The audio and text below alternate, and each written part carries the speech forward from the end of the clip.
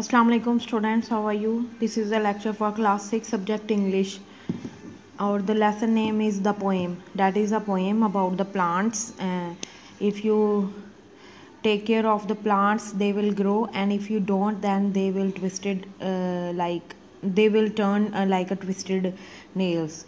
So this is the lecture number 3. This is your lecture number 3 of the poem. Today we will solve exercise B and C. These are easy exercises, book page number 36 and 37. Some will be done on your book and some activities will be done on your notebooks. So let's start. First of all, we have working with words, book page number 36. Working with words. Find words of the opposite meaning in the poem. Opposite meaning, what does it mean? Antonym. That is called antonym. Antonym are the word that has opposite meaning, like big, small. These are two words, but the meaning of these words are opposite. So after that we have think of suitable adjectives to go. What is adjective? Adjective is a describing word. Adjective, it tells more about verb. It is a describing word. Adjective tell us more about verb, and we can say adjectives are the describing word. Describe करते हैं noun को, ठीक है? जैसे ये मेरे हाथ में है blue marker. Blue is adjective and marker is noun. So blue is describing the noun, that is called adjective. So first opposite words and then adjective. Suitable adjectives लगाने हमने. ये दोनों हमारा जो काम है वो नोटबुक पे होगा. I have a sample for it. You can see that opposite meanings आपने यहाँ पे लिख देने हैं सारे, फिर आगे आपने उसके opposite meaning लिख देना है. Large, little. Large, little. Short, tall. Below, above. Few, many. Staleness, freshness. Sharpened, blunted. Strengthened, shrivel. Straight, twisted. Still, not moving, blowing. Close, open. So these are the opposite words. आपने इसको ऐसे लिख लेना, ठीक है? उसके बाद second option of exercise B is suitable adjectives go with these noun. Nouns आपने लिख लेने हैं पहले और उसके फिर आपने suitable लिखना है उसके साथ, ठीक है? जैसे मैंने आपको बताया, adjectives are more about verb, we describe the noun. Closest, big close, big closest. ये मैंने क्या लगाया? adjective. Nail, twisted nail. Wind, cool wind. Grass blades, small grass blades. Roots, long roots. Leaves, green leaves. Okay, leaves, green leaves, roots, long roots. इस तरह से आपने इसके describing word लिख लेने हैं. ज़रूरी नहीं कि जो मैंने यहाँ पे लिखे हैं आप वही लिखें. आप इसे इजी भी लिख सकते हैं, इसे डिफ़िकल्ट भी लिख सकते हैं, ठीक है? क्लोजेस्ट की जगह मैंने बिग क्लोजेस्ट लिख दिया है. नेल की जगह ट्विस्टेड नेल लिख दिया. These are the describing noun. ये नाउन है, ये इसको डिस्क्राइब कर रहे हैं. इसी तरह आपने ये लिख लेना. उसके बाद after that we have learning about language exercise C sentences. Sentences के बारे में उन्होंने कहा है which of the following are complete sentences which are not complete, give reason for your answer, ठीक है? Each time. सबसे पहले हम सेंटेंसेस को सबसे पहले दोबारा से रिवाइज कर लेंगे कि सेंटेंसेस होते क्या हैं. A sentence is a complete thought put into words.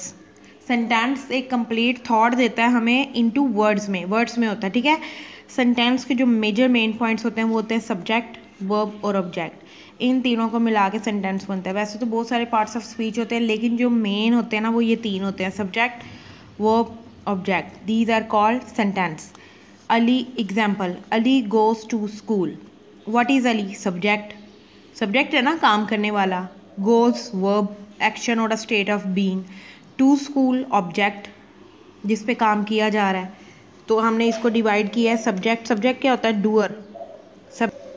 Subject is doer. Verb, action और a state of being, like that goes is a verb. Object, a person or thing that receive action from the verb. Action करता है from the verb से हासिल करता है, receive करता है, ठीक है? That is called object, जिस पे काम किया जाता है. Subject, verb, object. Now we recall our sentence and the classification of the sentence. Now we have activity A to F. There are the some sentences. This activity also will be done on your notebook, क्योंकि उन्होंने पूछा है कि पहले तो आप बताएंगे ये कंप्लीट है कि नहीं, और अगर कंप्लीट है तो कैसे, और अगर नहीं तो फिर रीज़न बताएं. तो इसको आपने नोटबुक पे ही करना है. इसको ऐसे करना है जैसे ये लिखा हुआ है, शी लाव्ड प्लेजेंटली. ठीक है, तो हमने कहना है कंप्लीट. कैसे कंप्लीट है वो भी बताना है. It has a subject and verb and object. ठीक है, it has subject and object. Subject भी है इसमें, वर्ब भी है, ऑब्जेक्ट नहीं है, लेकिन उसकी जगह एडवर्ब यूज हुआ हुआ है. लेकिन ये सेंटेंस पूरा मीनिंग कन्वे कर रहा है. ट्रांजिटिव और इंट्रांजिटिव के बारे में आपने 5 क्लास में पढ़ा था, ये वही है. ठीक है, the word that have direct object, that is called transitive, and that have no direct object, that is called intransitive. That is intransitive, but that is a complete sentence. Okay, तो आपने इसको ऐसे लिखना है, complete. It has a subject and verb. After that we have the large black dog. The large black dog, incomplete. incomplete, incomplete. Why? It has a subject but no action or object. It has a subject. Subject तो है, the large black dog, ये सारा subject है, but there is no object and no verb. Walking along slowly. Walking along slowly, incomplete. It has a verb but no subject. Walking along slowly, object भी है, verb भी है, लेकिन क्या नहीं है, सब्जेक्ट नहीं है. ठीक है, तो फिर हमने क्या लिखना है, incomplete. It has a verb but no subject. Now we have sit down, incomplete. It is also incomplete because it has a verb but no subject and object. It has a verb but no subject and object. The engines whistle, incomplete. It has a subject but no object and verb. Played, they played cricket on Sunday. Complete. It has subject, object and a verb. Sit down, I think यहाँ पे object है, इसलिए हम यहाँ पे लिखेंगे it has a verb but no subject. It has a verb and object but no subject. ठीक है बच्चों, आपने sit down कैसे लिखना है, incomplete. It has a verb and object but no subject. Subject नहीं है. मैं आई सिट डाउन अगर ऐसे होता तो फिर सब्जेक्ट भी हो जाना था, क्योंकि आई आ जाना था. ठीक है, इस तरह से आपने इसको कंप्लीट कर लेना है सारी एक्टिविटी.